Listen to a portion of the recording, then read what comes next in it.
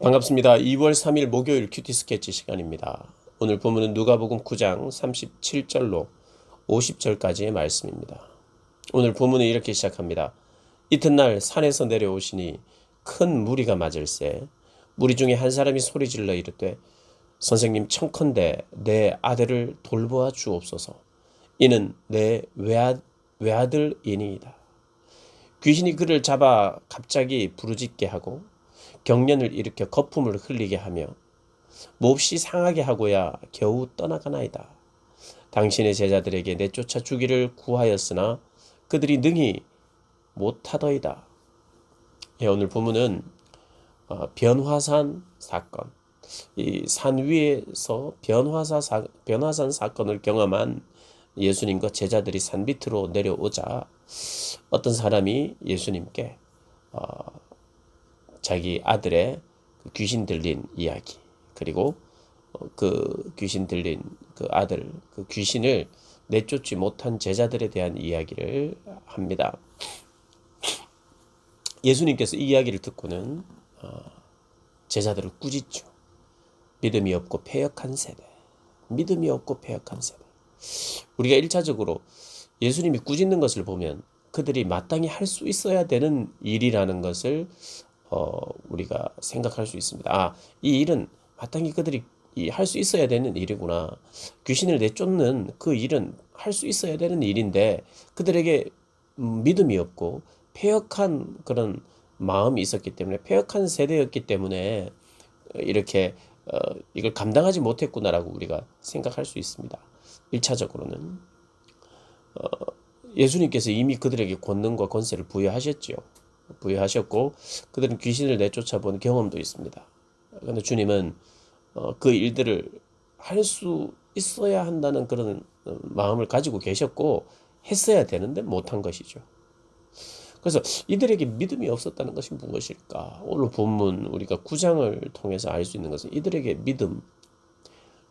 믿어야 할 내용을 이제 알지 못했다는 것은 몇 가지로 우리가 볼 수 있는데, 믿음이 없고 패역한 세대여 내가 얼마나 너희와 함께 있으면 너희에게 참아야 되느냐, 네 아들을 이리로 데리고 오라 하시고 예수님께서 그 귀신을 내쫓습니다.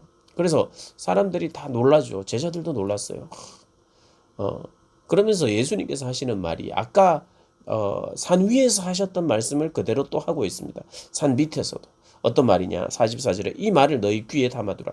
인자가 장차 사람들의 손에 넘겨지리라. 위에서는 어떤 말을 했습니까? 장차 예수께서 예루살렘에 31절에 예루살렘에서 별세하실 것을 말할세. 아니, 이 말씀이 아니고 21절이죠. 21절. 경고하사 이 말을 아무에게도 이르지 말라. 이르시되 인자가 많은 고난을 받고 장로들과 대제사장들과 서기관들에게 버림받아 죽임을 당하고 제3일에 살아나야 할 것이다. 주님이 이제 팔릴 것을, 그리고 그분이 넘겨질 것을 이야기를 하고 있어요. 십자가와 고난을 이야기합니다.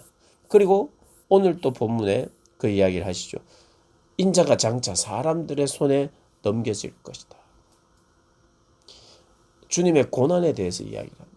그리고 십자가의 삶에 대해서 이제 말하기 시작하는데, 이들에게는 어제도 이야기를 했지만은 이들에게는 어떤 마음으로 가득 차 있느냐 하면 받을 혜택과 특권에 대해서, 그리고 제자들은 우월감까지 가지고 있는 상황이에요.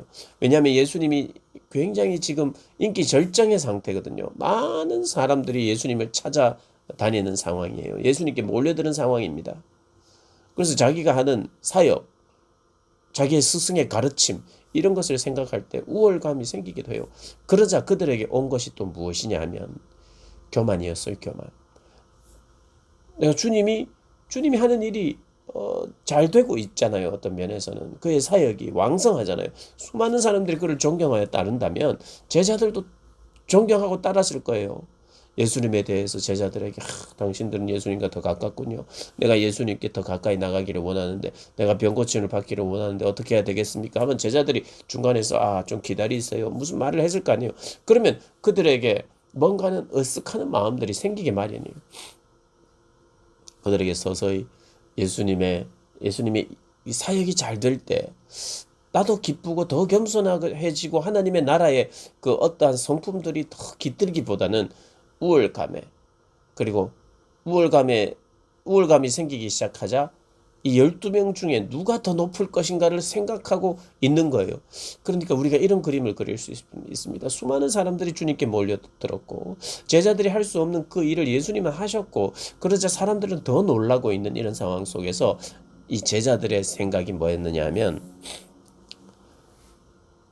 제자 중에서 누가 크냐 하는 변론이 일어나고, 그리고 그 마음에 변론하는 것을 주님께서 아셨다는 거예요. 누가 더 높은지, 내가 더 높겠지, 이렇게 생각하면서. 그래서 예수님께서 이렇게 이야기합니다. 하나님 나라에서는 가장 겸손한 자가, 낮아지는 자가 리더고 낮아지는 자가 높은 자다. 그렇게 이야기를 하십니다. 하나님 나라의 성품은 낮아짐을 통해서 하나가 되는, 연합이 되는 그런 나라이기 때문에, 그런 공동체이기 때문에 이 겸손의 덕목, 이 덕목이 가장 중요한 거예요. 낮아짐과 사랑이 중요한데 그것이 제자들에게 보이지 않고 있는 거예요. 그러면서 결정적인 한 방을 요한이 말하고 있는데, 요한이 여짜오되 주여 어떤 사람이 주의 이름으로 귀신을 내쫓는 것을 우리가 보고 우리와 함께 따르지 아니함으로 금했습니다. 어떤 사람들이 우리와 함께 하지 않고 우리를 따르지 않는데 귀신을 내쫓고 있어요. 그래서 제가 하지 말라고 그랬습니다. 이야기를 하는 거예요. 요한이 왜 그랬을까요? 사실은 좀 전에 제자들은 못했던 일이에요. 제자들은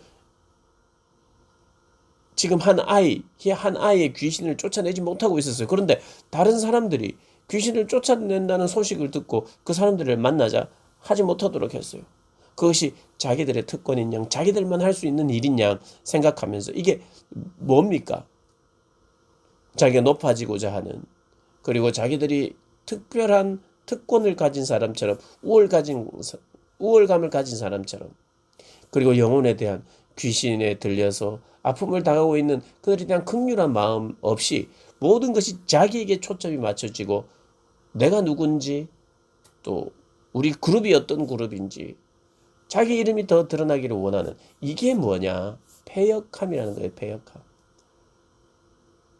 패역함.